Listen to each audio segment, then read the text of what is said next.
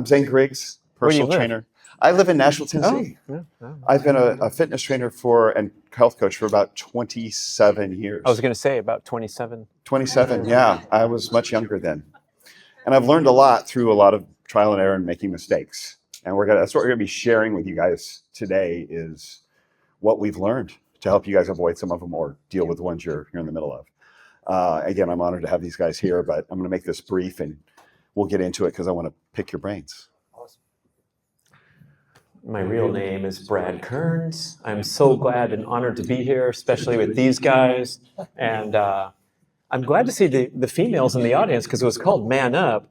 But it does occur to me like the mans need to man up to be the best they can be. The females are very interested in that too. So it's relevant to everybody. I live in Sacramento, California.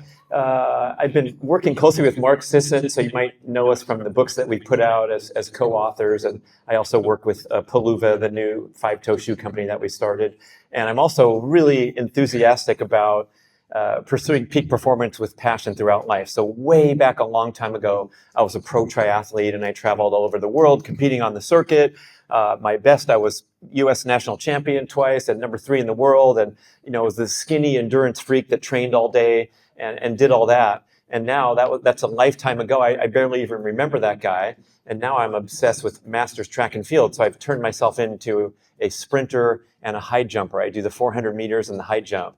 But the thing I've learned after all these decades of having a goal and having competitions to look forward to, and even though they don't matter much now, like if you go to an old man track and field event, like you'd get third, I promise, because there was only 2 guys signed up for the long jump. That's the kind of meets that we do now compared to, I thought it was a big deal back when I was racing on TV and you get the big giant cardboard check if you do well. And it seemed really serious, but to me today, like my goals and my training and everything still has the same meaning and significance and passion. And I think that's a gift. My number one message for a long introduction here is like, that's what I want all of us to find is something that gets us going, gets us fired up and scared and reaching outside our comfort zone. And with that, I'd like to introduce the man I just met, Jay Campbell. Bring it. I think I have to say that I just learned from Brad maybe the most powerful statement the entire weekend: peak performance with purpose and passion. Say that 10 times fast in a row. That was awesome, man. Thanks, buddy. Both these guys are icons. Obviously, I'm grateful to be here too. I think some of you guys know who I am. I've written the 2 #1 selling books ever on therapeutic testosterone, and I also wrote a book in 2023 on therapeutic peptides, which has also done very, very well. And now I actually lecture and speak around the world on peptides. So, truthfully, very humbled to be with these guys today. Hopefully Mike will join us and he will be sitting here. But if he does not, the show must go on. It must. And it's a pleasure to be up here with you guys. I would call us seasoned. I think Mike is seasoned. We're like dry aged. We're more like a dry aged group. Medium rare for sure. But so what would you tell your 30-year-old self not to do at this point in your life? If you look back, you could tell your 30-year-old self what to avoid. What would you tell them to avoid with what you've learned since then? You first. Oh my gosh, I'm thinking of. I'm going to try to keep it straight and dispense some really helpful advice. But I'm thinking of Laird Hamilton's answer when he was asked the same question, and his answer was, "Quit fucking drinking so much." So. So thanks, Laird. My 30-year-old self was just retiring from this career as a pro triathlete. And I realized, I was so deeply immersed in the competition and trying to get faster and trying to knock a minute off my time. I didn't realize how unhealthy it was for the body to do this extreme endurance training. And speaking of testosterone, my brother worked in the hospital lab, so I could go in there and get free blood tests all the time. So between the ages of 20 and 30, my testosterone was around 200 to 300. And now at 60, it's 750, 850, 725, 923, 1008, 648. So I'm like 3 times the man I used to be when I was in my hopefully hormonal prime. But it was so destructive and so exhausting, both physically, mentally, psychologically, that I would tell that guy, would you hurry up and retire already and get on with living an actual healthy life rather than just a fitness and competitive life? two different things. So I'll echo what he said. I think balance is key. I think we push ourselves. I mean, obviously he was much more hardcore than me. I was an ex-basketball player. But what's key as we get older is it's not the amount of weight we lift, it's how hard we contract our muscle fibers. It's not the actual intensity or the impact of our cardio, it's the consistency of the effort.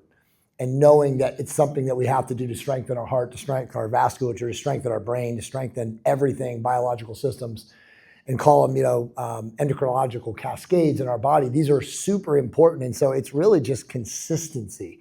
It's not, I'm sure some of you guys can understand, you hear these, oh, I'm going to do a 70-day hard, or I'm going to do a 90-day hard, or whatever it is. Those are not going to work because you have to make these a lifestyle. It's not something where I'm going to do this or I'm going to do that. I have, people who will come to me and want to pay me a lot of money who are 50 or 55 years old and they just sold their company for 100 million or whatever. And they're like 1 foot in the grave, metabolically. And they're like, dude, I want you to give me a 90-day program. And I'm like, bro, you literally took 50 years to be half foot in the grave. How is a 90-day program going to work? So I think what I would say to my 30-year-old self is that, the tortoise and the hare, the tortoise eventually gets there. It's how long are you going to be consistent with your energy and your effort toward the ultimate goal, which is to live longer and stronger. That's awesome. Thank you. What's a piece of nutritional advice that you followed religiously at one point would you now say is really no longer on your docket, no longer a part of your lifestyle? I was looking forward to this question because you teed me up that we were going to talk about it. And I practiced my answer over and over. It was like this. Because I want to hear from this guy. This guy's on fire right now. I told you to follow his Instagram, but let's hear about that huge change that's occurred recently. Because of course we're kind of like-minded about this new fully fueled strategy versus the other things. And you explain it so well. I explain it well. I wanted to hear from you. Too bad. Well, can I? We're just going to be playing with each other here, but this is so. You said it really well when you were writing the book on the keto diet reset, training track and field, following a keto diet with a blood sugar of 130 milligrams per deciliter, fasting blood sugar. Yeah, that's a problem. When mine only got it maybe in the mid 90s doing low carb and a lot of intermittent fasting. It's all metabolic stress. And I was trying to dig into the hormesis, right? We all love the hormesis. The metabolic stress, though, has a little can help. A lot can tear you apart, especially as you get older. And that's what I hit a wall with it, with cortisol, disrupted sleep, elevated blood sugar, and not be able to recover. I couldn't recover. And what seemed to fix it, one, eliminate the fasting, first of all. And then two, when I started adding whole food, obviously, not Snickers, whole food carbohydrates back into my diet, my blood sugar came down closer to 80. My TSH, my thyroid, wasn't nearly as stressed. I was sleeping better, recovering better.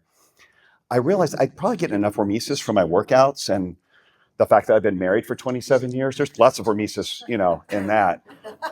4 kids, marriage, kids, that'll create enough hormesis for most of us long term. And those are the ones you want to hang on to. That one, I was ready to let go of. Yeah, I don't want people to get confused on this issue. Mm-hmm. You talk to guys like Mike Mutzel, and they just get... We should take a moment to introduce. Let's take a moment to introduce our fourth panelist. Hi. Ladies and gentlemen, Mike Mutzel, the young man on the panel.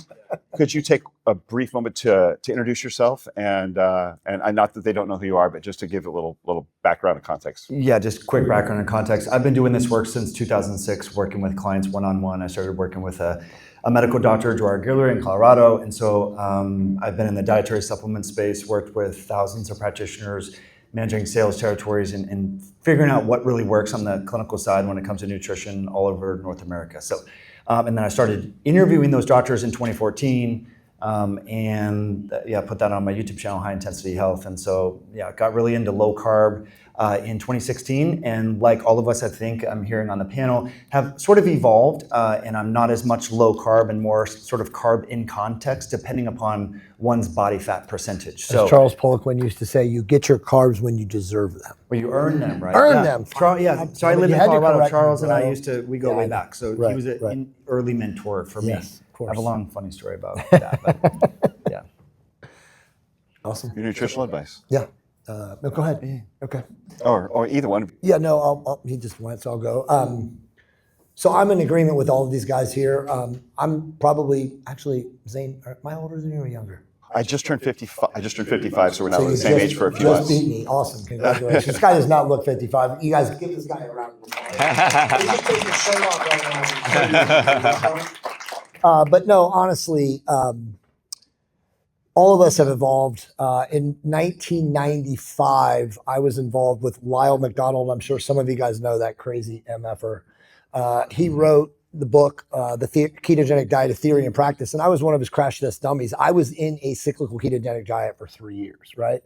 So when I came out of that, I had narcolepsy, my insulin metabolism was damaged. I mean, it was insane. So I learned about metabolic flexibility, gluconeogenesis, the ineffectiveness or inefficiency of that biochemical process and cascade. And I had to learn to reboot my insulin metabolism. So like all of these guys who have probably been doing keto and carnivore or formats of that, we all learned that our body is a very dynamic and homeostatic organism. And it will go back to the baseline and the mean, no matter what you do with it. So as all these guys have evolved and learned to evolve, and obviously we must become and remain metabolically flexible. And so whatever our energetic demand is, that's how we fuel our body. So we can't be so rigid to think that, oh, we have to only be carnivore or only keto or only low carb or only if it fits your macros or only be a faster. Like Zane, I was a faster. I love to fast. I've written 3 books on fasting. 2 of them are very big international bestsellers, and I would fast or alternate every other day. You know, I would lift and eat and train, and then the next day I would fast and do my cardio, and I got an amazing physique and got super lean and stuff like that. But I also had problems with my H1C and my blood sugar and stuff doing that for so long. So again, I've adapted and evolved, and I think everybody up on the stage, or everybody in this room and everybody up on the stage over time has learned that not everything is so rigid. We don't have cookie cutter and templatized versions. We all have to experiment, and we all have to do what works for us. Beautifully said. And then also tailoring our carbohydrate intake based upon our activity level. Yes. Right. So I think, the reason why keto has largely become so popular is because many people, you generally don't exercise. So if you don't exercise, carbohydrate restriction is amazing. I'm not trying to knock anyone here, but I'm just being real with it. But for those of you, as you start training more, incorporating more carbs into your exercise sessions might actually enhance your exercise sessions, change your body composition, and then be more of a catalyst for other health promoting behaviors down the road. So I think of these lifestyle habits like a snowball, and we want to build more and more momentum over time. So the more that you exercise, the more that you identify with someone who eats healthy and does health promoting things and is going to say no to beer and pizza and chips and all the indulgences that are ubiquitous around us, especially during the holiday season. So, but that being said, one question, Zane, that you just asked earlier as I was coming in, the one thing that I've changed is the idea that you have to have a fasted workout to increase growth hormone in the post-exercise window. Okay, maybe that might be true. There's a few studies that might show more pulsatile secretions of growth hormone if you're fasted. But you often have not so good of a workout as well. So I encourage people to focus on the adaptations from the exercise and fuel your body, and don't worry about these purported, theorized changes in growth hormone. Have a really good workout, because that over time is going to lead to more adaptation, more benefits in your physique and body composition. So not being so rigid in that context as well. Thank you. In terms of recovery versus, what do you say, frequency, intensity, how has your ratio there, balance there, changed over the years with age, past 40, past 50, for those of us who are past 50? But share with us that. Exactly the same as when I was 21 racing on the professional triathlon circuit. I recover in 8 to 12 hours from any workout. God. Dang. It's not true. It's very frustrating because I don't want to make any concessions to chronological aging, but there are some. And I think recovery is where it really shows up. It's just, you just got to envision a bigger timeline. And it's interesting to note now some of the Olympic athletes are, I think Grant Fisher, I interviewed his coach, Mike Scannell, on my podcast, and they talk about like a 10-day week. And a lot of athletes are doing things like this just so there's not this rigid thinking about having to get all these different workouts in the span of a week. And I think we gotta open up to bigger timelines and more patience as we get older. I'm still struggling with it.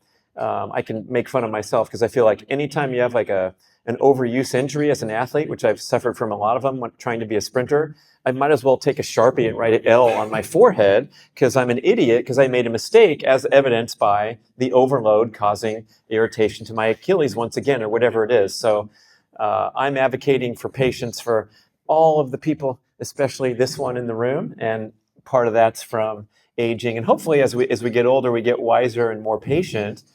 Not always, but something to look forward to. Yeah. Well said. I subscribe to the age-old adage: if it hurts, don't do it. Right?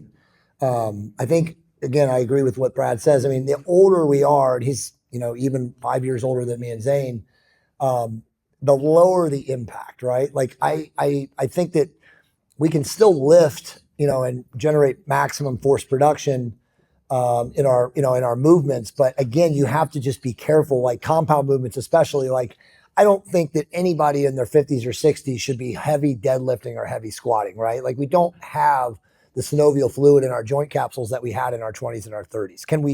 Am I saying not to do those movements? Of course not, because those are really essential compound movements.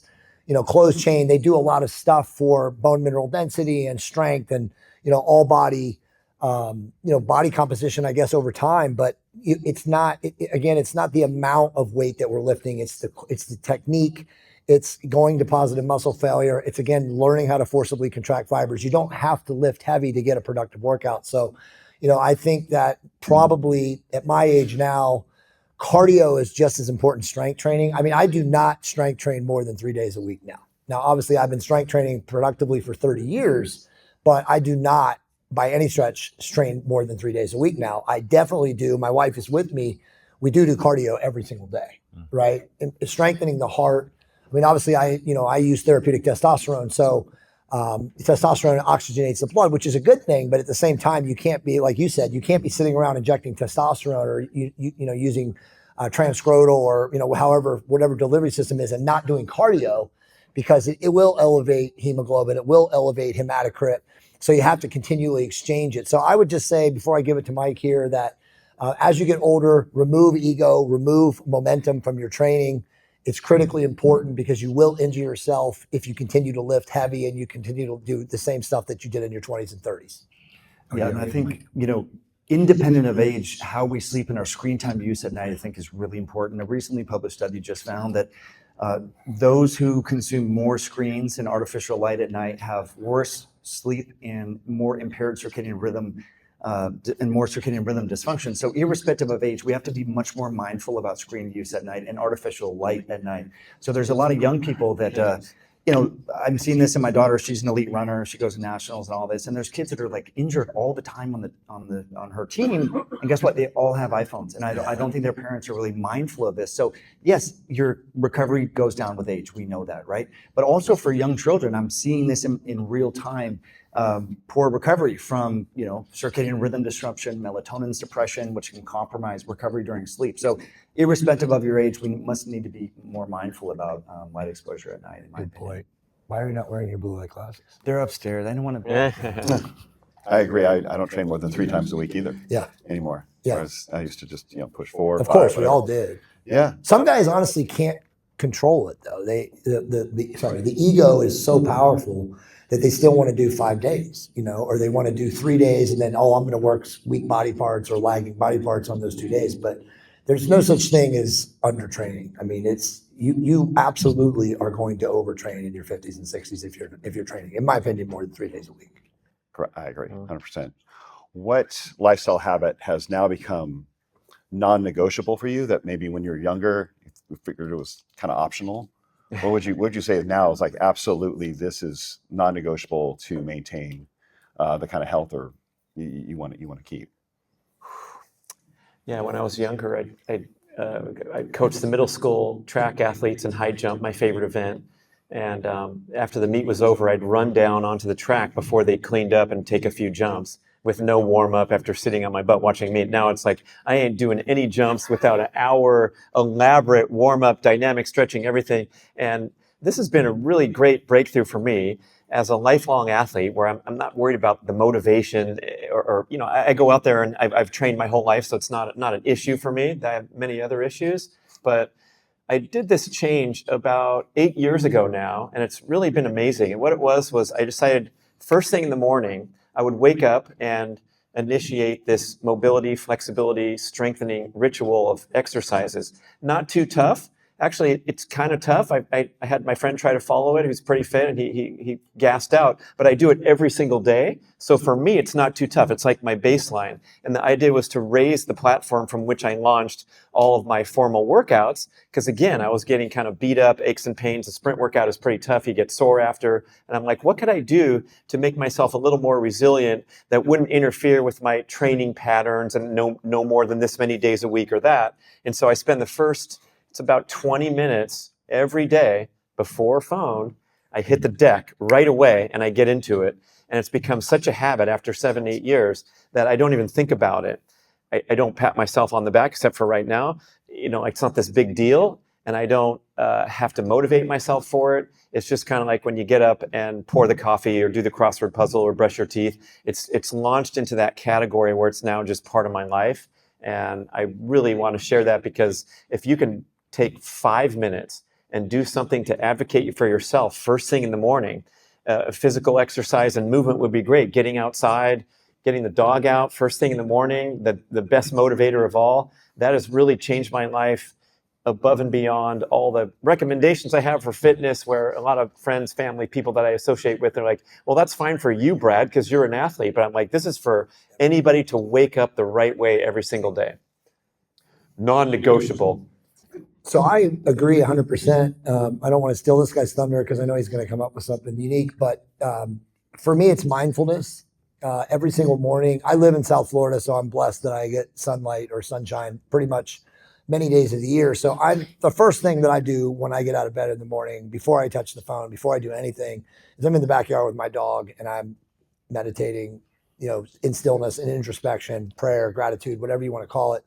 And at that moment and that time, that's when I'm setting my day. That's when I'm creating the actual vision of what I want my day to be. And when you do that, like you said, when it becomes consistent and with a ruthless focus, that's who you become. You envision, your thoughts become things. I mean, it's not woo to say that, because we understand a lot of things about quantum physics now, and our thoughts do create our reality. So if you make time every single morning to go out into, hopefully if you have sunlight, if you don't have sunlight, you get out and you ground in nature, you put your feet in the grass, and you envision how your day you want to be, or how the day is that you want to create, you're going to live in that space for the majority of your life. And I think it's critically important. As all these guys say, we can give you guys all sorts of fitness advice and nutrition advice and, peptides and testosterone and et cetera. But the mindset and creating that reality of how you envision your day is ultimately most important.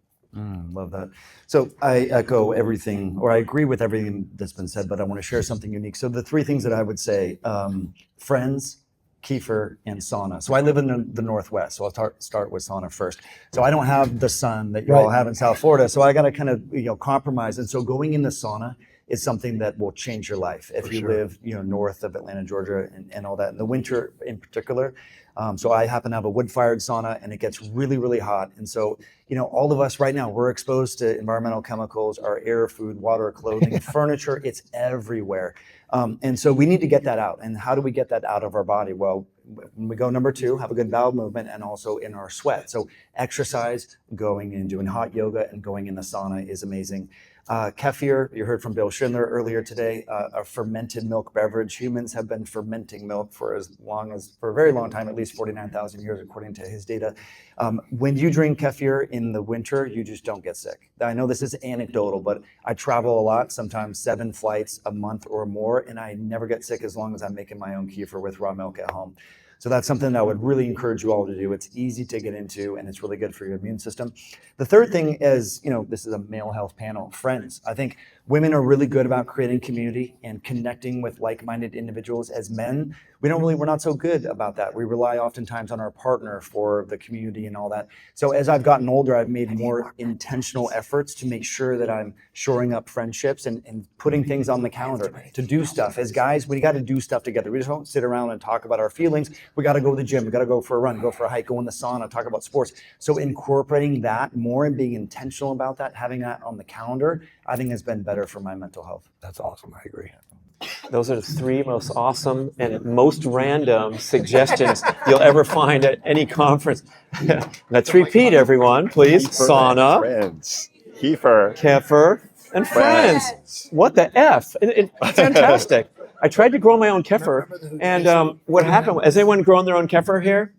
So I got it going. Oh, it's going, and then it moved out of the bottle and down the counter, and it was it went crazy. I was so good at it that it exploded or something. yeah, but it's fun. Yeah, okay. All right. That was unique. I wasn't expecting that one. I wouldn't have guessed that one at all. But you're right, friends. SKF. What's the biggest mistake you see most men making in their workout or in the gym? Let's say men over 40.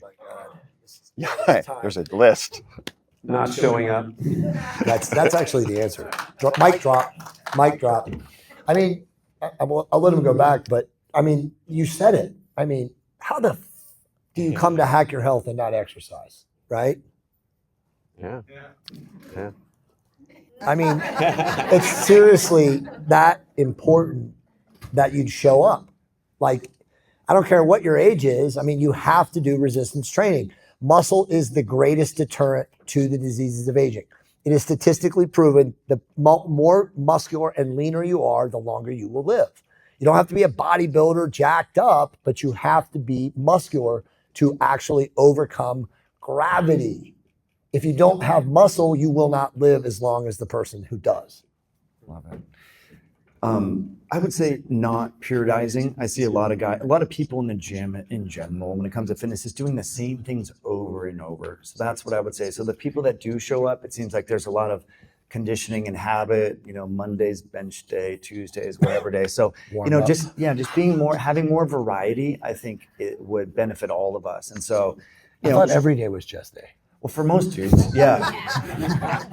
Yeah, so that, in trying different exercise modalities, maybe dabbling in CrossFit, doing some functional training, some resistance training. So I think variety would behoove all of us. Yeah, honestly, I see this huge overemphasis on steady state cardio. And Mark Sisson and I have a new book you can see at the Palooza booth called Born to Walk. And we talk about how for the vast majority of endurance runners, should not be running because they're not fit enough to run at a comfortable heart rate where you develop the aerobic system. So it's like this huge giant scam to promote these signature events with all this marketing energy behind it, the triathlon, marathoning, and all that stuff. And it is a fantastic accomplishment. I get to talk trash because I've done a lot of these long distance events, and it's an amazing achievement compared to all the people that sit around. So good for you for finishing whatever this long distance thing was. But if you look at the pie slice of fitness, having this endurance competency is a tiny little wedge. I'll just have a small piece at the celebration. That's what your marathon is. It's great, but the muscle and all the things that you guys can elaborate on is way more important. And I kind of see it seems like it's still the single main entry point for people. I got to get in shape, man. I just turned 60, so I'm going to start fill in the blank. Yeah, a lot of other things you can do better. I'm sure you can suggest some. Mobility is a big one because I see the guys who they go back to the squat rack and back to the bench press over and over and over again, and they walk like a robot. I mean, you see, the older we get, the more robotic we get. Our hips don't move, our low back doesn't move, and I'm feeling it. This guy's mobility routine, if you haven't seen it on YouTube, look for it. He moves like a supple leopard, as the book Brad says. Kearns' morning routine. Yeah. Brad Kearns' morning routine, and still, That kind he of was thing. being a little. Welcome to Hack Your Health. He was being a little humble about the only two guys out there running because they see Brad's there and they leave. The guy ran a 460 seconds just weeks maybe after you turn 60. Yeah. That's really impressive. No, it's insane. It's I insane. mean, honestly, there's no one probably like him in the whole world. I mean, I can't sprint. I mean, I used to run a 4.49 40 for a white boy. That is fast. But I couldn't. If I tried to sprint right now, I would literally tear my quad or rip my adductor or something. So I mean, like for him to be able to do that, I mean, granted, he practices and he's super flexible. You just saw that, but that's an incredible accomplishment. Thank you. It is. Mike, could you share? I was reminded of something we were talking about, the importance of showing up to the gym. The study you've mentioned, comparing the autophagy from strength training to fasting. Oh, yeah. So we did talk about that earlier around 3, but for those of you that weren't in the room, a really interesting study randomized people based upon their fitness level. They used VO2 max as the metric, and they fasted 2 arms of the study, low VO2 max versus high VO2 max. And the VO2 max was earned. They were fit people versus sedentary people, fasted them for 36 hours, and the investigators did muscle biopsies every 12 hours to look at the initiators of autophagy proteins like ATG1. There's 17 of these different proteins within the muscle tissue. At all time points throughout the duration of the 36-hour fast, the people who exercised had increases in autophagy initiation proteins higher than the people who did not at all durations. So even at the end of 36 hours, the sedentary people didn't even come close to the increase in the muscle activation of autophagy compared to those who exercise. So if you're into fasting, exercise is your best friend. It's going to make fasting way more efficient and beneficial in terms of the purported longevity benefits linked with fasting, which we know to be true: autophagy enhancement, lowering of glucose, and beyond. So I think that's just really important for people to recognize that the two are very synergistic and complementary modalities, that is exercise and fasting. Thank you. Do we have anyone out there who has questions for these gentlemen? We've got about 5 minutes left or so. Got some questions? Let's make sure you have a mic.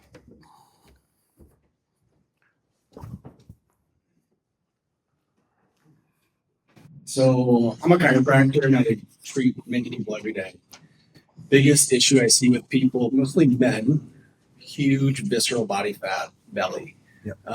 What would be the best strategy that's kind of like an entry point for an average person to start decreasing visceral body fat? A simple answer, right? Exercise and You got the nutrition. mic, man. I mean, I could go off on an esoteric event and start talking about testosterone, right? Which is like a FDA-approved drug designed to remove visceral body fat off the abdomen. But I mean, the answer is exercise and living insulin controlled. If you have a lot of visceral body fat in your belly, as a lot of men do, it's because your diet is not good. You're probably consuming lots of GMO food. You're drinking lots of beer. You're doing a lot of things wrong. So your first, obviously, effort is, to understand how to lower your caloric intake, live insulin controlled. Again, you get your carbs when you earn them. And obviously you have to weight train and do cardiovascular exercise. And I would be remiss if the testosterone guy didn't say get your hormones checked, because gut fat or belly fat is usually indicative of a testosterone deficiency. Yeah, I would just echo that. The walking too, independent of the exercise, making sure people are doing recreational movement. Edward Coyle at UT Austin has done a really interesting series of studies on this.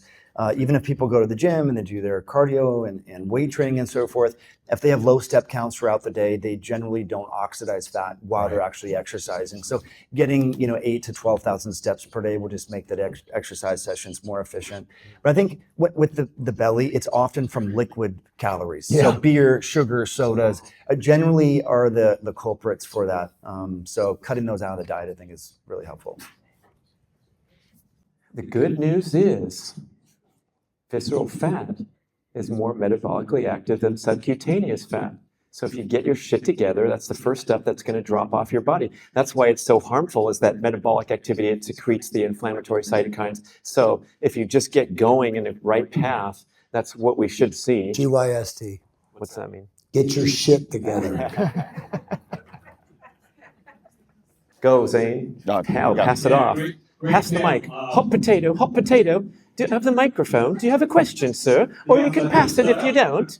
Yeah, so at 72 and 69, we still like to lift heavy. I like doing squats and deadlifts. Jay, what's the best peptide to keep us going? The best peptide is the one that you're not using right now. But no, I mean, it really, again, depends on your skill. I mean, what you're desiring to use a peptide for. If you're an aging athlete, growth hormone agonist peptides are obviously really good to improve deep polyphasic sleep, to improve strength, to improve recovery. My favorite, again, is testosterone for men, and I would say ipamorelin for women. But again, always look to optimize your hormones first, either through therapeutic means or through natural lifestyle optimization. Great. Hi, guys. Just wanted to ask you a question about a famous bodybuilder from years ago that created the Super Duty, sort of high duty intensity weight training, and what your thoughts on that process was. Mike Mutzel.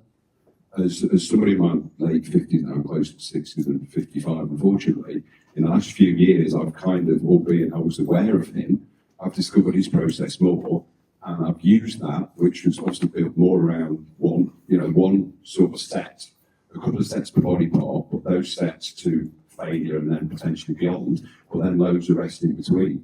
And I found I've got less injuries and I've been built more muscle. As a result of it, what's the panel's thoughts on that?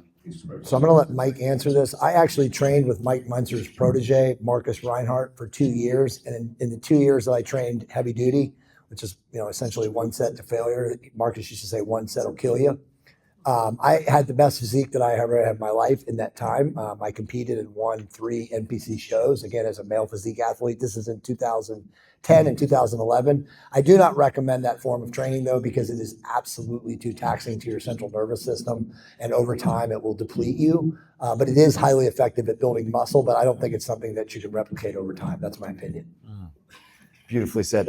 I think going hard and all-out efforts are really good for the body for a variety of reasons, especially the nervous system periodically. But I think when it comes to compound movements, if we're talking about deadlift, squat, bench press, most people don't have the foundational movement support, mobility to jump into that. So I think that would be for an athlete that's been doing this for a long period of time and maybe is short on time in the gym and can do some nice warm-ups and has good form to be able to do something like that. I think that'd be amazing.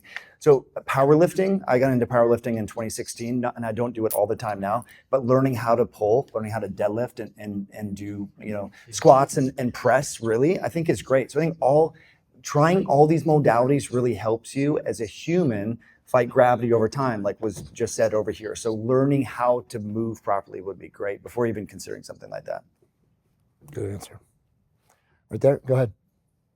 Before you get your mic, just screaming out. Time's up. Oh, one more. Oh, in the back. Sorry. You're next. You're next. In 2018, obviously I'm chasing that wagon right now that I fell off of, but I lost a lot of weight. But I noticed you guys mentioned something earlier about the whole food, the carbohydrates. When I did keto, it was no carbohydrates, like 0, like 25 max per day. And you're obviously talking a different type of keto diet. Maybe go a little bit more in depth for somebody that doesn't know like myself. Yeah, a different way of viewing carbohydrates for physically active people, I think is the contextual term that I think is important to recognize. So going on a low carb diet for someone who is relatively sedentary is amazing. But as you increase your exercise output and volume, periodizing carbohydrates around exercise can have benefits, and we shouldn't be scared of that. So I think that's the context there. So as you get back more into the gym and are more physically fit, I think the general consensus here and the thesis is that we shouldn't be so dogmatic and rigid about carbohydrate restriction, particularly as exercise volume and intensity increases. And so that's sort of the messaging that I think was sort of communicated there. Yeah. So as you start to train more, right, and you're getting more and more fit and you're leaning out, don't be scared about having, say, a banana and some protein before you go to the gym. You'll have a better workout, and as Zane said, you might notice even your glucose levels start to go down over time. Whole food, yeah, but even in elite athletes, you start increasing the volume in ultra marathon. cluster dextrin, maltodextrin intra-workout. I mean, that can be really beneficial if you haven't even done some of those carbohydrates before. Just real quick, I'm sure most of you guys are familiar with the guys at Mind Pump. So Sal has, it's an amazing story, but he talks about if you put a person on a whole food diet for 30 days and you give them zero engineered foods or boxed foodstuffs or what Mike was saying, liquid garbage, they will lose weight. Doesn't matter what they eat. They will lose weight. Doesn't matter if they're morbidly obese, if they're lean, if they're fit, if they're just 20 pounds to lose, they will lose weight. That's how the standard American diet, again, the SAD diet, how poor it is and dysfunctional it is because we're eating so many things that our body is not designed to metabolize. So I think it's important, these guys, what Mike just said, I can't improve really anything he just said. The reality is that as intensity goes up, as volume goes up, you really have to have carbohydrates in your diet. And again, I don't think any of us should be so rigidly inflexible that we can't add carbs or we can't add healthy essential fats or we can't add more protein where it's necessary. Thank you, guys. We are unfortunately out of time because there'd be a slew of them, but please give these guys a round of applause. Can you guys get a picture of all four of us together? Please do that.